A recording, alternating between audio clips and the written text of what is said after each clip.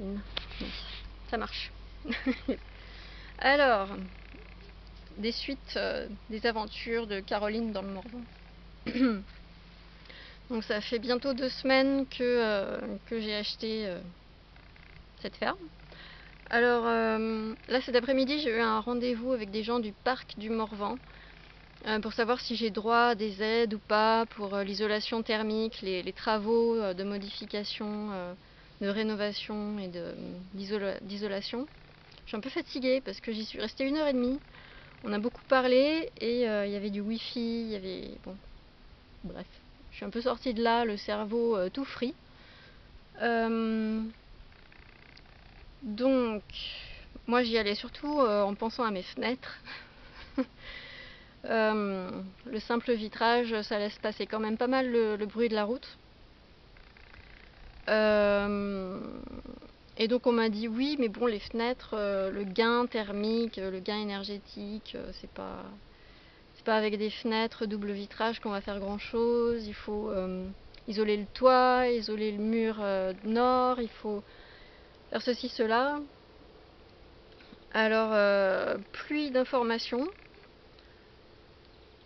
Bon, la bonne nouvelle, c'est qu'ils m'ont donné quand même pas mal de solutions low cost et très écolo, comme par exemple l'option bottes de paille pour isoler le plafond de la partie habitable par le grenier. Tout simplement en recouvrant le sol du grenier au-dessus de la partie habitable avec des bottes de paille. Donc il suffit juste de trouver les bottes de paille et puis des gens pour transbahuter les bottes de paille et puis pour les installer correctement. Et le gars il m'a dit oh avec 600 €, il y a moyen de trouver non seulement les bottes de paille et puis de payer le barbecue pour nourrir tout le monde et remercier tout le monde à la fin du chantier. Et en un week-end, hop là. Bon, c'est déjà une bonne... ça me plaît bien ce genre de solution, sauf que c'est du boulot, c'est sûr. Je ferai pas ça toute seule. On a parlé assainissement aussi, puisque j'ai toujours du mal à trouver... Quoique je l'ai peut-être trouvé. On a parlé assainissement parce que j'ai du mal à trouver ma fosse septique. Et puis là, je l'ai peut-être trouvé. Là, juste ce soir, en rentrant, je me suis dit, tiens, c'est bizarre. Là, il y a de la terre. C'est un peu creux par rapport au reste. Et donc, j'ai... là, il y avait pas mal de terre et d'herbe. J'ai tout dégagé. J'ai trouvé ça. Et j'ai pu soulever la trappe et il y a de l'eau dedans. Bon. Sauf que la fosse septique, ça fait des années qu'elle n'a pas servi. Elle est censée être vide, mais en même temps, la trappe est trouée et bah forcément, ça draine l'eau de pluie. Est-ce que c'est la fosse septique ou pas? Je sais pas. Il y a de l'eau. Je sais pas. Je sais pas du tout. Quelle aventure! Donc j'ai peut-être trouvé la fosse ou pas. Enfin, on a parlé d'assainissement et il m'a dit, alors oui, les toilettes sèches c'est impeccable, ça mon projet de toilettes sèches, c'est la beauté. Une fois qu'on a les toilettes sèches, oui, je vais parler aussi de mon projet, de mon envie de phyto-assainissement. Il y a encore un tracteur qui passe.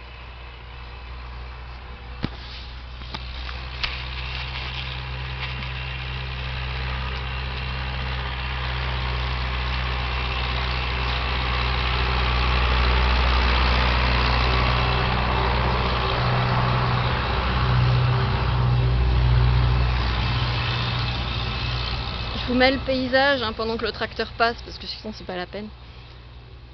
Donc à terme, j'aimerais bien faire une phyto-épuration, ouais, c'est ça, phyto-épuration, phyto-assainissement, je sais plus, je suis fatiguée.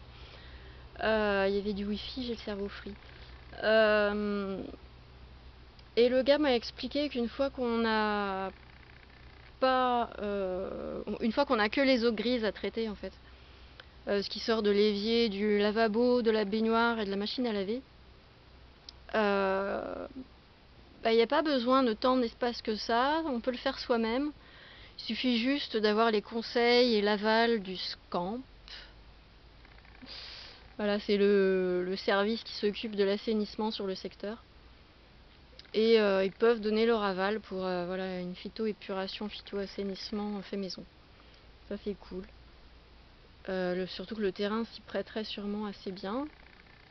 Donc il y a l'isolation du plafond, on a parlé alors de l'assainissement, on a parlé de l'isolation du mur nord par l'extérieur, on a parlé de fenêtres, je sais qu'il me faut des fenêtres double vitrage acoustique. De quoi on a parlé d'autre? Du chauffage. On m'a dit oh non mais une cuisinière à bois ça peut être bien hein, pour l'hiver, ça peut bien marcher, ça peut suffire à chauffer la partie habitation, ça peut. Mais bon voilà, je suis pas vraiment plus avancée concrètement, il me faut plus de devis, toujours plus de devis.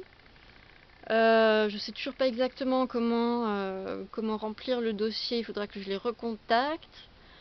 Et ouais, je me suis dit, mais ce serait tellement plus pratique si on pouvait sortir de ce genre de rendez-vous avec un chèque.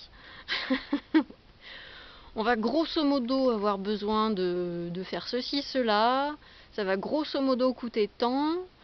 On a grosso modo droit à tant, donc on nous fait un chèque et puis ça économise du temps de travail à tout le monde, quoi. Voilà, il n'y aurait pas de dossier à traiter, il n'y aurait pas de dossier à remplir, il n'y aurait pas de dossier à étudier, il n'y aurait pas de prise de contact, de reprise de contact, de reprise de contact, de renouveau, rendez-vous, machin. Mais non, on sort pas de ce genre de rendez-vous avec un chèque, ce serait trop simple. Mais bon, j'ai droit à des aides, oui. J'ai droit à des aides. Oh, une sauterelle. J'ai vu déjà des menthes religieuses, un petit serpent, je sais pas si c'est une couleuvre, peut-être une couleuvre, que j'ai sorti de la cave. Voilà. J'espère que j'ai trouvé ma fosse septique, j'espère que c'est ça. J'ai trouvé du bois de chauffage, pour 45 € la stère. On m'a dit ouais c'est pas cher. Bah c'est bien d'être dans une région un peu pauvre, hein, comme on dit. Parce que du coup bah c'est adapté à nos besoins.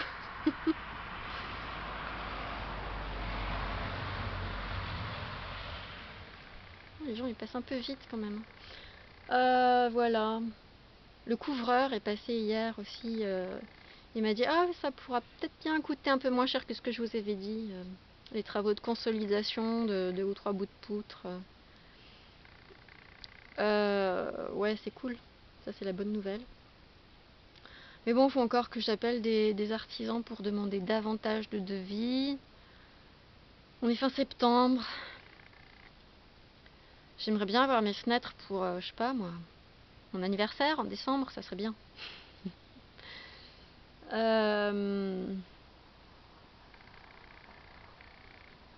Voilà, grosso modo. Comment faire de la naturopathie dans ces conditions, quoi? J'ai trop de choses à faire. Donc oui, j'ai envie vraiment d'arrêter. Je ne renouvelle toujours pas mon assurance pro à la fin du mois. Je laisse mon statut d'auto-entrepreneur pour le moment, je le laisse de côté, je le supprime pas tout de suite, je vais réfléchir. Je vais réfléchir à ce que je vais faire, quoi. Je vais prendre quelques mois de réflexion. Quand je pense à tout l'investissement que ça représente, cette naturopathie, la nutrition, tout ça.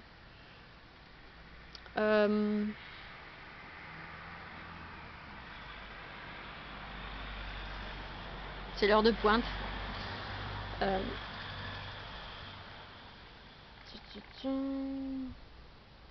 6h30.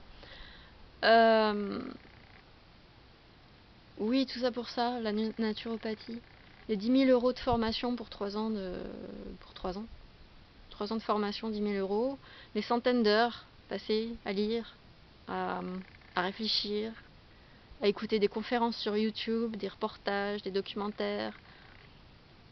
Ça fait quoi? Ça fait 6 ans. Hein. 6 ans. Des centaines et des centaines et des centaines d'heures de boulot, tout ça pour réussir à grappiller 30 € de l'heure.